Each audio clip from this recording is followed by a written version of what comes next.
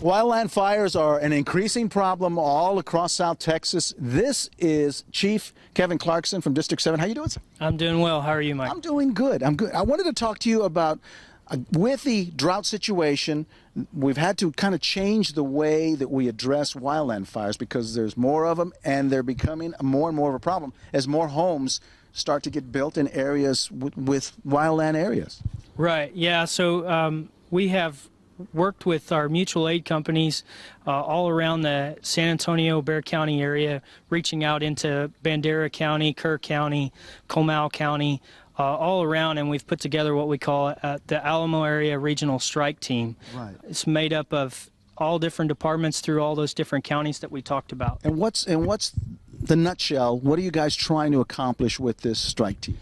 Well, with the strike team, what we do is we bring a group of skilled individuals together, and we show up to the scene, and hopefully we stop a mega fire from happening by getting those skilled folks there right away. And we're able to organize those resources right up front and get in and get a good stop on the fire. And so that's really what our drive is, to get those guys there on the scene and to be organized and be able to help whoever it is. Because in these wildfire situations, they're very resource demanding. And most of the time, for us, we have 2 crews that are available to respond at any moment, but in a wildland situation we may need 20 crews. So they have to be organized. Right. Yeah. So this is a way for us to reach out to our neighbors and get more help here and be organized about it. So that's one of the changes that you've made trying to deal with the wildland issue and the increase in fires during droughts. What about establishing training? Do you all do more training? Are you trying to get more people qualified in wildland? Absolutely. We've sent folks to what we call Camp Swift, which is over near Bastrop, Texas. The Texas Forestry Service puts on a good class up there.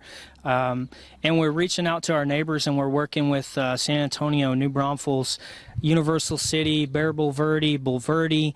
Just everybody's kind of coming together and training together and using experiences from different fires to be able to bring our folks to where we need them to be. And trying to get different equipment like this, like these brush trucks that are designed for wildland firefighting, not the typical engines that you typically see, which are more for structures. One other thing, are you doing anything to try to educate the public, to try to get them ready for these situations? Yes, we are. We've been working with the Texas Forestry Service.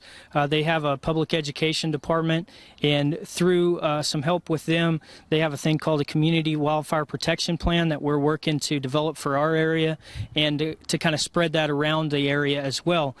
So we just reach out to the public and educate them in fuels management. You know, all the trees and brush and grass around our homes, that's all like a wick drawing the fire to our houses. So if we keep the grass cut short, if we keep the trees trimmed up high, it keeps that stuff from drawing the fire right up to the house, and that's really what we're after. We're at the National Weather Service office in New Braunfels. This is Monty Oakes, and he's been working with the fire weather program for about 12 years, so you know a lot about what happens during drought situations and how it affects fire weather. From a weather perspective, what do you guys look at? Mostly we're looking for strong cold fronts without any precipitation in advance of the cold front, and that allows the moisture to be depleted from fuel types, which is, we're talking about grasses, brushy fuels, and that's what carries the fire and creates a risk to life and property. Yeah, so it dries things out. You get the drier, strong north winds, and then you get the lower humidity because of that. So it dries us out. We all know that. And at the same time, though, that increases the fire danger. Is that kind of how it correlates? That's correct. All right. So the other thing is, you mentioned the fuels themselves. When we're talking fuels, we're talking grass. We're talking something to fuel the fire, the trees drying out. So that's another parameter that's very important in that forecast that you put out, right? That's right, and we rely heavily on the Forest Service and other partner agencies that are in charge of collecting partly our forecast data, and they go back and run models to actually quantify how dry the fuels are, and then we go back and look at those maps that they produce to make assessments for the fuels, and then all we have to do is concentrate on the weather from that point. I gotcha. And so all that comes together, and you put out these fire weather watches or the red flag warnings, and you were saying you've put out well over 100 over the last few years just trying to keep up with the drought situation. Is there anything that you would tell the public as far as things that they can do during these times, these kinds of situations during drought years? Probably the easiest thing would be to redirect them to the firewise.org website, which is promoted by the Forest Service. There's a lot of handy tips just to tell you how to conduct your daily lives of not throwing out cigarette butts, how to conduct outdoor burns, when to conduct outdoor burns, how to protect your home from possible fuels that's too close to your home that could catch fire and therefore set your home on fire. Or even power lines, things like that, right? That's correct. And people don't realize that again, that those same kind of situations that promote wildland fires can also affect structures, homes, apartment complexes, things like that as well. That's right. So we actually have had several events in the last couple of years where major apartment complexes have caught fire. So it doesn't require that you own a home. You could actually be renting and still lose everything you have. Rain is the only way to really end the drought we're living in right now. We forecast the chances of rain and even severe storms with the help of the Storm Prediction Center in Oklahoma. Shaun Stevens shows us an inside look at the center and the technology they're using to stay ahead of the next storm. South Texas knows severe weather. We locked arms, and it wasn't 30 seconds later, the tornado that tore our house apart. George Camacho remembers the day his neighborhood in southwest Bexar County was hit by a tornado. The EF2 tornado came and went in a matter of seconds. It was so quick, so hard, and so, erratic. Leaving behind utter destruction.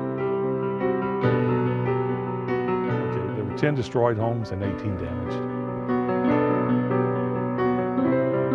In March 2012, a tornado ravaged the town of Devine. Medina County Sheriff Randy Brown saw it firsthand. I actually drove along beside the tornado. It was across the interstate from where I was at as it was forming and touched down. You see, of course, the transformers start to blow. Usually electricity is going to be the telltale sign. Without advance warning, these storms could claim countless lives each year. We take it very seriously, and it's a level of responsibility that isn't for everyone. Strongest flow aloft at 500 millibars. They are 22 of the top forecasters in the world manning the high-tech Storm Prediction Center in Norman, Oklahoma. We realize that folks look to us to let them know in advance, to get the watches out, to work with local offices. We take it very seriously. During a recent tour of the center, dangerous weather was forecast. The SPC had just issued a tornado watch. The meteorologist poured over a constant stream of data from satellites and radar stations across the country. Combining the technology that we've seen advancing within meteorology and also within the communications realm has really made a difference in getting the word out and keeping people safe. 30 years ago, warnings were issued for only 25% of tornadoes, but thanks to modern radar and knowledge, warnings are now issued for 75% of tornadoes. And almost all of the strong and violent tornadoes, the ones that pose a serious threat to life and property, have warnings on them. Powerful computers create high-resolution models. These are typically 4 or 5 kilometer resolution, allowing the SPC to publish outlooks a heads up about the potential for severe weather 8 days before it happens. And that word's getting out faster than ever. Social media, Facebook, Twitter can also get the latest information and get people to act. The proliferation not just of the internet but of smartphones that have the ability to display really quite a bit of data, whether it's local radar, watches, and warnings, has given us the ability to communicate directly with folks in the threatened area. These meteorologists also have the most advanced forecasting technology at their fingertips, radar being the key tool. The data that we get from the network of Doppler radars, amazing in terms of what it can tell us. This is the storm that rolled through in April around Columbus. During a recent tour of the SPC, some of the top forecasters in the world showed off the difference the latest technology is making in storm prediction. With conventional radar, it's like you're taking one picture. With dual pole, it's like taking 2 pictures. And with that second picture, you're getting more information. Is your weather radar picking up more than just the storm? In the past, radar sent out just one horizontal beam. Dual pole sends out a vertical beam as well, giving forecasters a new angle to see the storm, from rain to hail to rotation of potential tornadoes. If you have a case where there's like a rain-snow mix, you can actually see a sign of that in the radar much more clearly than you could before. But as high-tech as dual pole radar is, there's another more advanced system scanning the skies. It's called phase array radar. You can really focus your time on the storms that can produce the most significant damage and that people may need more warning lead time on. Instead of sweeping the entire region, phased array can focus on one cell when seconds count. If you're scanning every 5 minutes, you may actually miss the development of that circulation and end up perhaps with a warning that can be late. This future technology will allow forecasters to watch storms develop in close to real time, giving us more time to prepare. With data that you're seeing here, sampled every 4.5 minutes, versus up at the top, sampled every 43 seconds, at least it gives you the opportunity perhaps to be able to make a decision and get a warning. The future of forecasting severe weather. The progress I've seen in 27 plus years, remarkable, and the future looks just as bright.